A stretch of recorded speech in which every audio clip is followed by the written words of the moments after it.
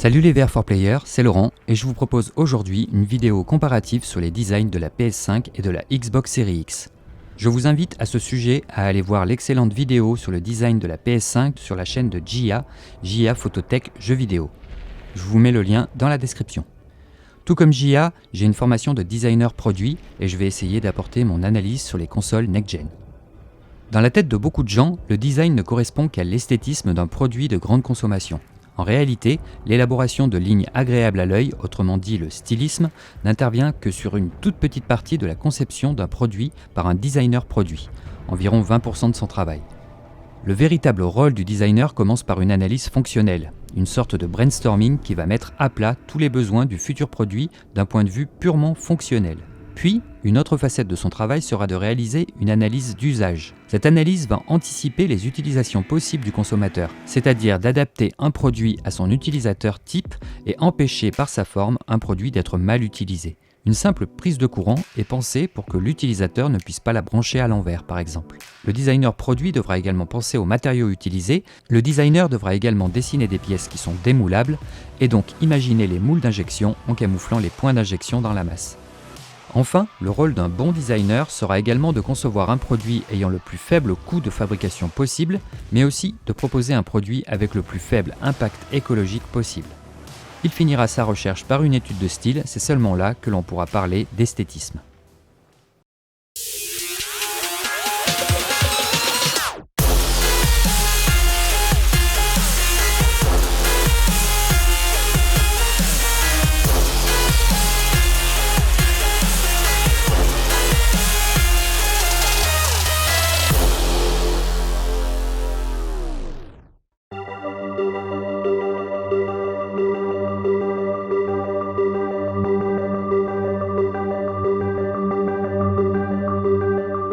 Nous ne sommes pas ici pour juger tel ou tel design. L'esthétisme est quelque chose de très subjectif et ça sera au consommateur, donc au joueur, de juger quelle console il trouvera la plus jolie et laquelle ira le mieux dans son salon.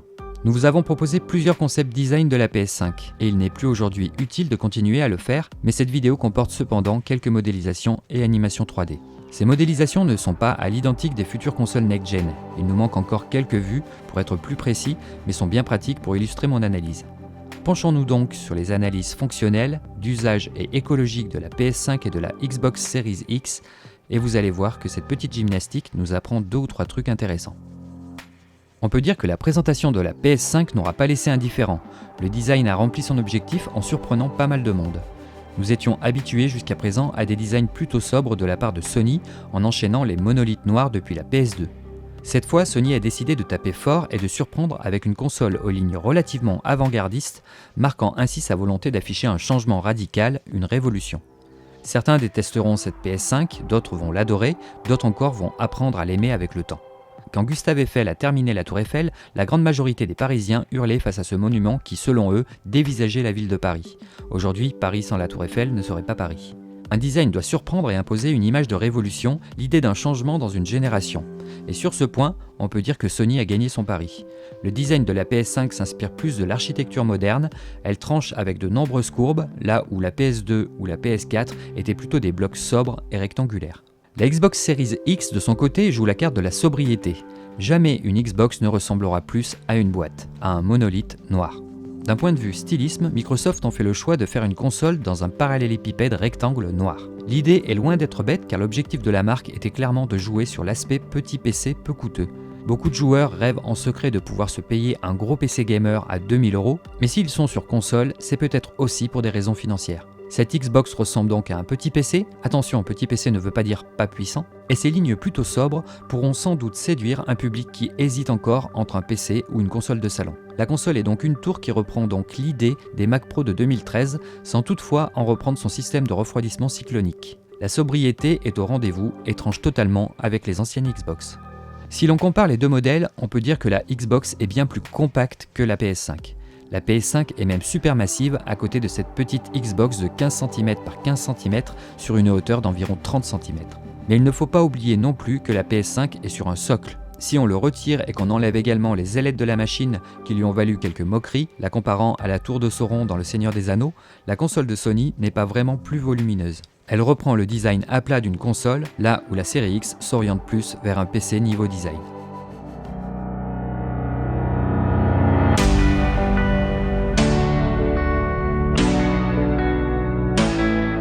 Quels sont les besoins fonctionnels d'une console de salon ?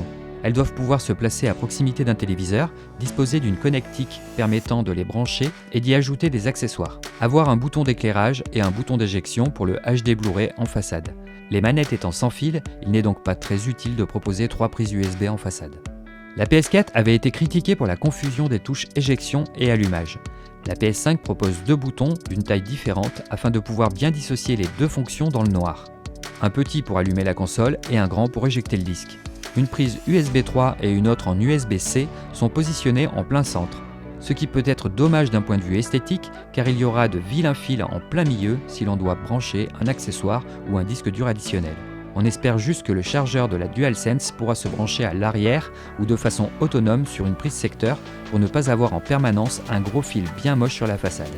Le choix de l'USB-C est par contre une bonne nouvelle pour la vitesse de recharge des manettes DualSense. La Xbox Series X est également très sobre en façade, avec un bouton On en bas à droite, un bouton Eject au-dessus du manche-disque HD Blu-ray et une seule prise USB 3 placée intelligemment en bas de la console, ce qui est une bonne chose pour les fils. La PS5 est pensée pour être disposée dans 2 configurations. Elle peut aussi bien se mettre à la verticale qu'à l'horizontale. La console n'ayant aucune face plane, c'est un socle livré dans le package qui remplira la fonction de support de la console. Ce même socle permettra de soutenir la PS5 en mode vertical et il viendra se placer sous la face du lecteur physique pour soutenir la machine en version horizontale. On se doute bien que ce socle disposera certainement d'une pellicule en polyuréthane pour éviter de glisser et qu'il sera certainement solidement fixé à la console de jeu dans les 2 configurations. Ce qui laisse supposer qu'il sera vissé sur la PS5. Il est donc très probable que la face cachée de la PS5 soit perforée avec un élément plastique pour masquer cette perforation. Ce socle épouse les lignes de la console dans ces 2 positions. Il pourrait aussi être aimanté, pour le moment on n'en sait pas plus. La PS5 pourra ainsi parfaitement prendre place dans un meuble télé, sa hauteur autorisant son passage dans n'importe quelle niche de meuble ou en position verticale derrière un téléviseur par exemple. Côté Xbox Series X, la console est clairement présentée par Microsoft comme étant une tour et c'est bien en mode tour qu'il faudra l'utiliser. Sa forme autorise toutefois de la positionner à l'horizontale, mais sa hauteur de 15 cm ne passera pas dans tous les meubles. Ça risque de coincer chez certaines personnes, il faudra alors régler la hauteur de ses étagères pour introduire la petite et compacte Series X. Il faudra également prévoir d'avancer un peu votre téléviseur pour la placer à l'arrière de celui-ci en mode tour. La configuration horizontale de la Series X n'est pas sans soulever quelques questions cependant.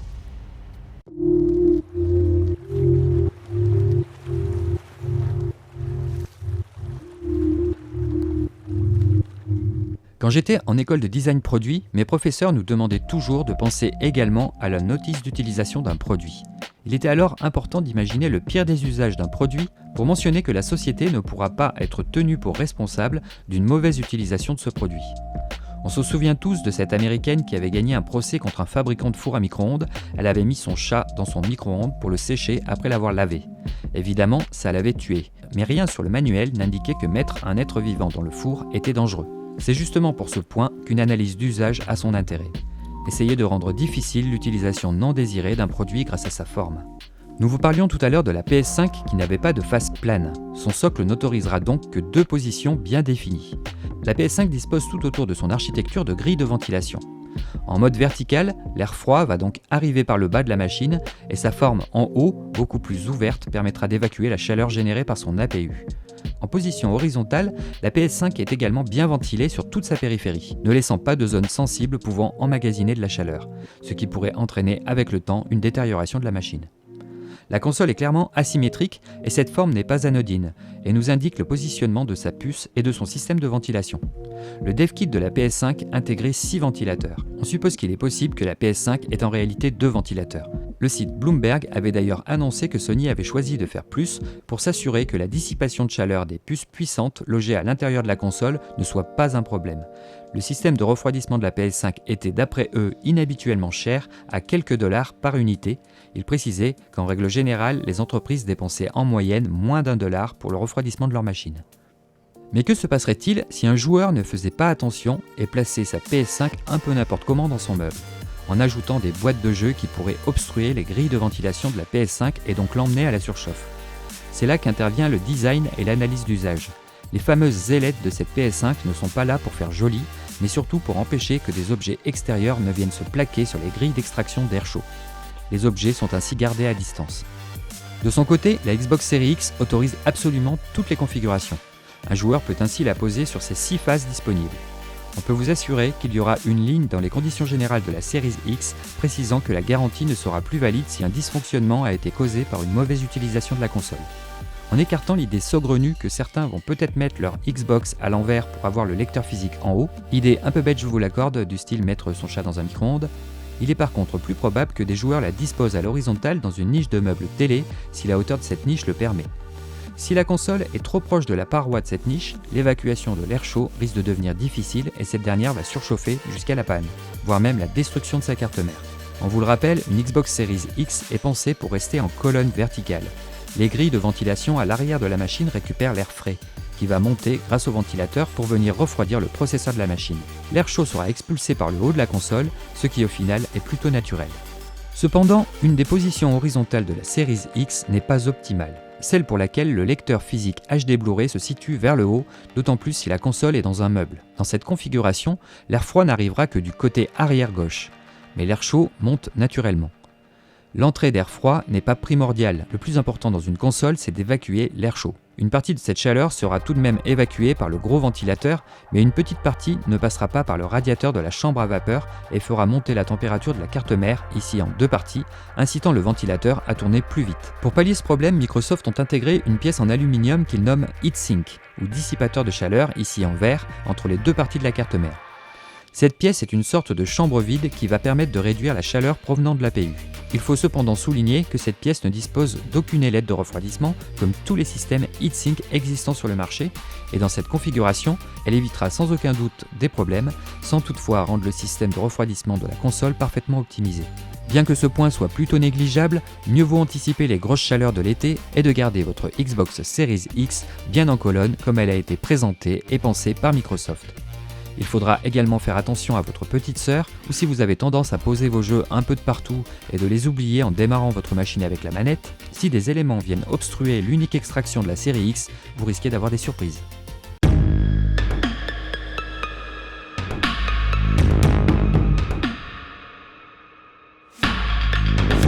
Pour finir, nous allons nous attarder sur un autre élément important de nos futures consoles, leur manette de jeu.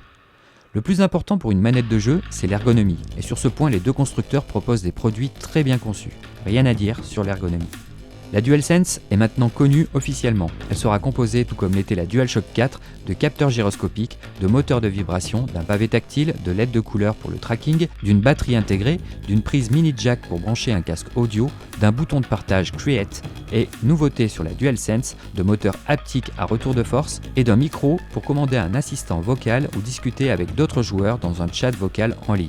La DualShock 4 était proposée au tarif de 59,99€ et il semblerait que la DualSense tourne également autour de ce prix. Nous n'avons malheureusement pas les prix des futurs contrôleurs next-gen, mais ce n'est pas grave, là n'est pas le plus important. Nous allons partir sur les tarifs des manettes de la génération PS4 Xbox One pour illustrer notre analyse. De son côté, le contrôleur Xbox Series X n'a pas de capteur gyroscopique, pas de pavé tactile, pas de moteur haptique, ni de micro intégré. On peut également imaginer un prix proche de celui de la manette Xbox One à 59,99€. Les nouveautés de cette manette sont un bouton Share, que les utilisateurs de PS4 connaissent déjà très bien, et d'un D-pad hybride inspiré par celui de la Xbox Elite Controller Series 2. Mais dans ce cas de figure, cette manette Xbox coûterait bien plus cher qu'une manette DualSense, avec beaucoup moins de fonctionnalités. Les designers ont sans doute voulu réduire les coûts, mais les investisseurs ont dû vouloir plutôt augmenter leurs marges visiblement. Ce qui nous a le plus surpris, c'est l'utilisation de piles dans la manette Xbox Series X, contrairement à ce que fait la concurrence Nintendo et son Pro Controller de la Switch, ou la DualShock 4 DualSense, qui ont fait le choix de batterie nickel métal hydrure NiMH. Le choix de Microsoft de l'utilisation des piles pose donc le souci de l'écologie, en permettant aux joueurs d'utiliser selon leur choix des piles jetables, des piles rechargeables ou une batterie NiMH non incluse. La communauté Xbox a réagi face à cette question et Jason Ronald, directeur du programme management chez Xbox, a répondu. Nous estimons que nous répondons à une demande de la communauté désireuse de pouvoir jongler entre les piles ou les batteries pour pouvoir toujours jouer sans fil, et aussi d'être capable de racheter des sources d'énergie neuves sans pour autant changer toute la manette. La configuration actuelle était la seule imaginable pour satisfaire tout le monde. Cette réponse est clairement insuffisante à notre avis. D'être capable de racheter des sources d'énergie neuves sans pour autant changer toute la manette. Il vous suffira d'avoir un petit tournevis cruciforme et cela ne vous prendra que 10 minutes et 7 € d'investissement pour une batterie neuve. Les tutos pullulent sur YouTube si vous ne savez pas comment faire. D'autre part, en 2019, seulement 45 à 50% des piles vendues avaient été collectées et recyclées sur 1,2 milliard de piles consommées en France sur l'année. L'impact écologique des piles commence dès la production. Pour fabriquer une pile alcaline jetable, il faut environ 50 fois plus d'énergie que ce qu'elle peut fournir au cours de sa vie. Au total, fabriquer suffisamment de piles jetables pour fournir 1 kWh d'énergie contribue autant au changement climatique que 457 km en voiture. Sur 100 piles présentes en France aujourd'hui, 35 sont utilisées dans des appareils, 45 sont collectées pour être recyclées, 5 sont stockées dans les foyers et 15 sont jetées aux ordures ou dans la nature. Une étude comparative menée en 2007 pour le compte du fabricant d'accus Uniros et de l'Agence de l'environnement et de la maîtrise de l'énergie, l'ADEME, a établi que pour 1 kWh d'énergie produite, un accu au nickel métal-hydrure, NiMH, de 2500 mAh consomme jusqu'à 23 fois moins de ressources naturelles non renouvelables qu'une pile jetable de charge équivalente. Son incidence sur le réchauffement climatique est 28 fois moindre. Elle est 30 fois moindre sur la pollution de l'air à l'ozone, 9 fois moins sur l'acidification de l'air et 12 fois moins sur la pollution de l'eau. La manette Xbox étant également compatible avec les 1,6 milliard de joueurs PC, on peut imaginer un parc de 110 millions de manettes Xbox et 110 millions de manettes PS4. On est très gentil, on imagine ici qu'il n'y a qu'une manette par console, en réalité c'est bien plus mais c'est juste pour une comparaison. Un joueur Xbox va avoir le choix d'utiliser une batterie, des piles rechargeables ou des vilaines piles jetables. Le problème est sur la masse, car la grande majorité des joueurs Xbox vont utiliser des accus rechargeables, mais si on estime que seulement 10% de ces 110 millions de joueurs n'utilisent que des piles jetables dans le monde, à raison de 1 heure de jeu par jour et 25 heures d'autonomie pour 2 piles, soit 204 piles sur 7 années d'utilisation par manette, on se retrouve donc avec 2,244 milliards de piles consommées sur une génération de consoles sur une période de 7 ans, soit 336,6 millions de piles dans la nature ou à la poubelle. Une pile qui termine sa course à la poubelle finit bien souvent à l'enfouissement, car elle n'est pas triée. Une pile peut contaminer jusqu'à 1 m3 de terre et 1000 m3 d'eau, car elles contiennent des métaux lourds comme le nickel, le lithium ou le zinc. Pendant que 2,244 milliards de piles seront consommées sur Xbox One durant 7 ans, les joueurs PS4 n'auront utilisé que 150 millions de batteries, soit plus de 20 fois moins. Un bon designer produit devrait imposer l'utilisation de batteries dans une manette. Il est bien que le consommateur soit éco-responsable, mais il est bien plus efficace que le constructeur n'incite pas une petite partie de joueurs à faire n'importe quoi, car sur la quantité d'utilisateurs que ce produit touche, cette décision est plus que dramatique pour la planète. De plus, le prix final de la manette Xbox n'est pas de 59,99 €, il faut ajouter à ce tarif le prix des piles ou des batteries rechargeables non incluses. Si l'on revient donc à nos deux manettes next-gen, la DualSense coûterait dans cet exemple 59,99 €. Par contre, un utilisateur qui n'utiliserait que des piles jetables durant 7 ans payerait sa manette Xbox 263,99 €. Un utilisateur de piles rechargeables la payera environ 100 €. Si l'on compare les deux manettes, celle de la Xbox aura une bien meilleure autonomie car elle dispose de beaucoup moins de fonctionnalités. Le problème n'est pas lié au jeu, mais bien à forcer le petit pourcentage de joueurs qui se foutent de la planète à ne plus pouvoir le faire.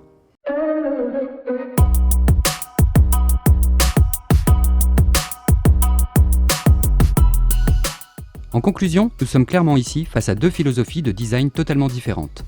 D'un côté, Microsoft a pensé sa Xbox Series X comme une boîte, une tour de PC, et le cahier des charges des designers était de faire rentrer un PC dans cette tour. De l'autre côté, Sony en raisonnait à l'envers en commençant d'abord par imaginer une console de salon, la forme de la machine découle de son architecture interne. Sur le plan purement esthétique, certains préféreront l'une ou l'autre et vice-versa. Les inspirations sont différentes et l'esthétisme est quelque chose de bien subjectif. On aime le design avant-gardiste pour une console de la PS5. La machine de Sony est réfléchie. Les boutons éjectés et allumage sont bien distincts. La console peut, comme toutes les PlayStation depuis la PS2, passer d'un mode position verticale à une position horizontale, ce qui lui permet de s'adapter plus facilement à nos intérieurs. Le refroidissement semble cette fois particulièrement bien pensé. Sony a peut-être tiré des leçons de l'avion PS4 Pro et sa pâte thermique posée par un stagiaire. La PS5 dispose d'ouvertures sur tout son contour. On apprécie également les ailettes qui remplissent une fonction de prévention de mauvais usage. La PS5 ne laisse pas la place à l'erreur. On aime aussi toutes les fonctionnalités de la DualSense et son rapport qualité-prix et l'implication de Sony concernant la question de l'environnement. Côté Xbox Series X, on aime l'aspect compact de la console et sa plus petite taille. Son design très minimaliste qui pourra plaire. Sa prise USB en façade placée en bas à droite, la disposition des boutons éjecter et allumer la console. Bien que la console soit prévue pour être aussi bien placée à l'horizontale qu'à la verticale, on préférera le mode vertical pour une meilleure optimisation de son refroidissement. On a moins aimé par contre sur la PS5 que les ingénieurs nous aient posé la prise USB 3 et USB-C en plein milieu de la console. Ça va être joli avec des fils. On se demande comment va être fixé le socle de soutien en mode horizontal. La PS5 est-elle perforée sur une face? Si oui, comment ce trou est-il camouflé? On tremble un peu sur le prix de vente de la DualSense. Pour finir, on aurait préféré une batterie amovible plus facile à retirer, sans l'aide d'un tournevis. Enfin, le choix d'un design minimaliste pour la Xbox Series X n'est pas sans poser des problèmes d'usage. La console permet d'être placée sur toutes ses faces et certaines d'entre elles ne doivent jamais être obstruées. Il faut toujours faire attention que personne n'ait posé un jeu ou un livre sur la Xbox. La Series X est compacte et risque de poser problème chez les utilisateurs qui souhaitent mettre leur console dans une niche de meubles. Elle n'a pas la ligne d'un lecteur DVD. On notera également l'absence d'USB-C. La manette peut séduire, mais elle est bien trop chère par rapport à ce qu'elle propose comme fonctionnalité. De plus, son prix est à majorer avec le tarif des batteries, piles ou piles rechargeables non incluses. D'un point de vue écologique, le choix de Microsoft de rendre encore possible l'usage de piles jetables sur le contrôleur de la Series X nous a étonnés. Nous sommes en 2020. Ils se placent dans la situation, c'est pas notre faute si les consommateurs font n'importe quoi, alors qu'ils pourraient régler le problème facilement en livrant leur manette avec une batterie nickel métal hydrure NiMH, sans augmentation de prix de vente et sans rien modifier au design de la manette. Microsoft annonce qu'il préfère laisser le choix aux joueurs, un peu comme si un constructeur automobile vendait ses voitures sans pot d'échappement et laissait le choix à ses clients de mettre ou pas un pot catalytique. Voilà à quoi sert l'analyse d'usage dans la conception d'un design produit et visiblement, Microsoft n'a pas fait cette analyse. Microsoft n'a de vert que son logo Xbox avec de telles décisions, surtout que l'offre batterie amovible est très performante aujourd'hui. On sait bien que la majorité des joueurs utilisent des kits rechargeables, mais le problème ici n'est pas le jeu, mais le fait d'autoriser une masse de personnes à faire n'importe quoi en 2020. Ce problème peut être un bon débat. Faut-il obliger les constructeurs de produits de masse à avoir un minimum d'éthique écologique en bridant les solutions polluantes? Ou au contraire, ne rien dire et rester impuissant devant ce problème où 90% des consommateurs culpabilisent sur l'environnement à cause de 10% qui n'en ont rien à faire? Voilà les amis, cette vidéo est maintenant terminée, on espère qu'elle vous aura plu. Merci de nous laisser un pouce haut pour soutenir le travail passé et nous aider à bien référencer cette vidéo. N'oubliez pas de vous abonner à la chaîne et de cocher sur la petite cloche pour ne rien louper de nos prochaines vidéos. On vous rappelle qu'on a toujours besoin de votre soutien. Si vous pouvez nous aider, vous pouvez nous donner un petit pourboire en récompense du travail fourni par l'intermédiaire de notre page Tipeee. Vous trouverez le lien dans la description de cette vidéo. Merci à tous les tipeurs qui nous aident activement et qui nous permettent de continuer.